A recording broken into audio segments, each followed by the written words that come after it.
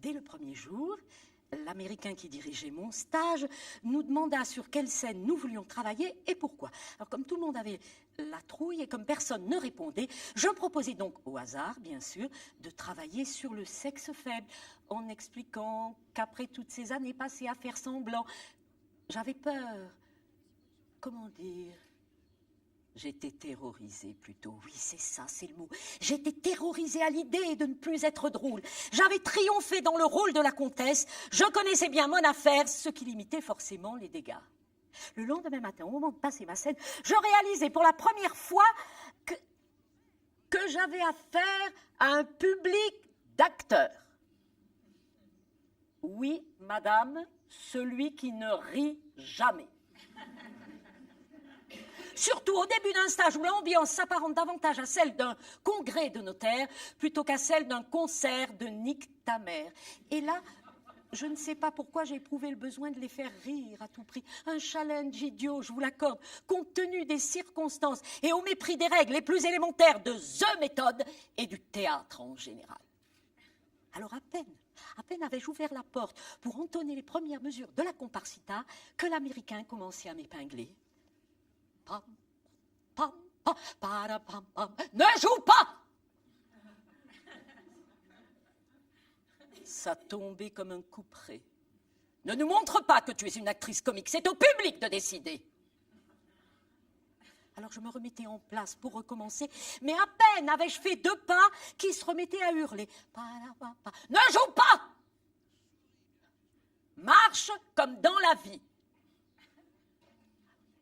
Ou encore, ne rentre pas sur scène si tu n'as pas une bonne raison.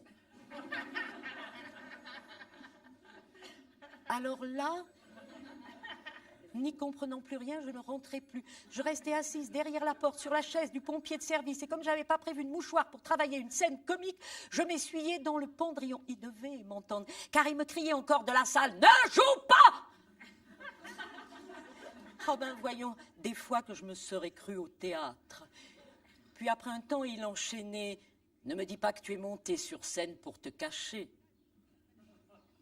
Évidemment, ça faisait rigoler tout le monde. Finalement, c'est lui qui ramassait tout. Quand je pense que j'avais payé une fortune pour sponsoriser son show, je me disais, tu vas voir ma vieille, qu'à force de vouloir être sobre, tu vas finir par rester en coulisses. Ça durait des plombs. Il se faisait monter des bières, des sandwichs. Oh, je sortais de temps en temps pour voir s'il était toujours là. Il était toujours là. Je mettais ma main en visière pour ne pas être ébloui par la lumière. Oh, prends depuis le début, lançait-il dès qu'il me voyait. J'ai tout mon temps. Oh, il y avait une sale ambiance de commissariat.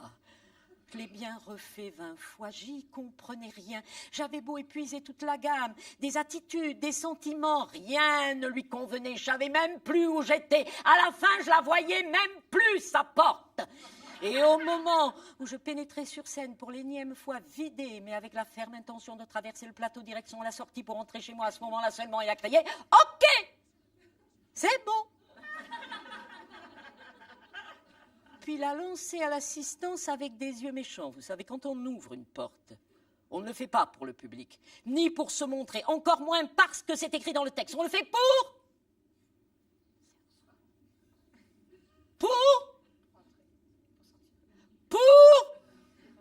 aller quelque part. Oh, vous voyez où ça nous mène?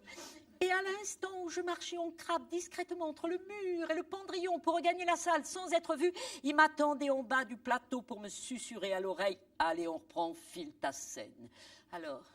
Alors évidemment, j'étais tellement énervée qu'il m'était impossible dans ces conditions de retrouver l'humeur légère, le ton badin du personnage. Puis j'avais une telle trouille d'être interrompue que pour ne pas l'entendre, je suis rentrée en scène 3 tons tu, en engueulant tout le monde, forçant tous les effets comiques au point de terroriser mon partenaire qui lui a donné 3 tons en dessous pour rétablir l'équilibre, en se protégeant de mes postillons avec le rideau de scène. Sous l'effet de la colère, ma voix montait dans les aigus comme celle d'une débutante. Puis je retrouvais par à coup celle de la comtesse, chaude, grave, sensuelle teinté de ce petit accent russe qui avait fait craquer tout le monde, quand brusquement une voix perchée réapparaissait à mon insu, comme celle d'un travesti qui a des ratés enfin. Soirée! Et fallait-il, mon Dieu, que je sois désespéré pour aller jusqu'à rire moi-même de face à l'avant-scène, entre les répliques, pour entraîner la salle aux endroits où jadis le public exultait avec délice. Démaquillé, vaincu, le cheveu collé, je finis par m'asseoir sur le plateau grotesque avec mes bottes, ma toque, ma redingote. Alors que plus personne ne passait en costume de scène, ma toque, dont la bordure en fourrure ondulait comme celle d'une charlotte sous l'effet de la chaleur et de la transpiration. Les stagiaires gênés baissaient la tête alors je fis de même pour glaner ne serait-ce qu'un tout petit moment de communion sincère avec le public et j'eus à cet instant précis la confirmation totale qu'au théâtre tout est toujours à refaire, rien n'est jamais acquis. L'Américain, qui n'avait pas bronché, étonné, mais ému de voir une comédienne se casser la gueule avec un tel brio, après avoir éclusé coûte que coûte toutes les possibilités de ce qu'il ne faut pas faire au théâtre, y compris celle de se donner en spectacle. Eh bien, l'Américain me félicita pour mon courage et ma pugnacité.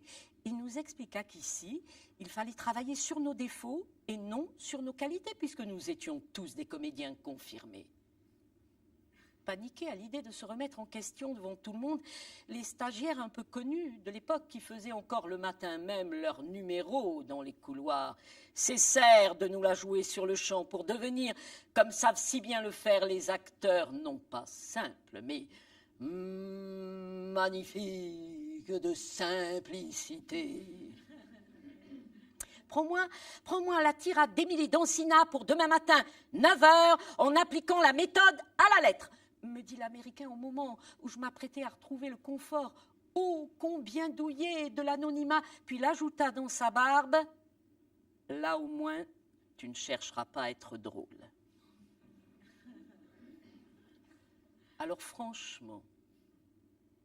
Alors là, franchement, si j'avais pas payé, je serais parvenue. En plus, il avait tapé dans le mille, l'imbécile, la tragédie. J'adore. J'écris des vers, d'accord, mais ce n'est pas pour moi. Même au conservatoire, je ne m'y suis jamais frottée.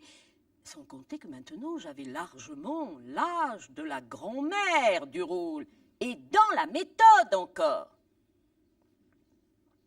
Alors, je rappelle pour ceux qui n'auraient toujours pas compris que le travail de la méthode se fait dans le but d'insuffler sa propre vie émotionnelle à celle d'un personnage. Le contraire de faire semblant, si vous voulez. Remarquez, tout est bon pour y arriver.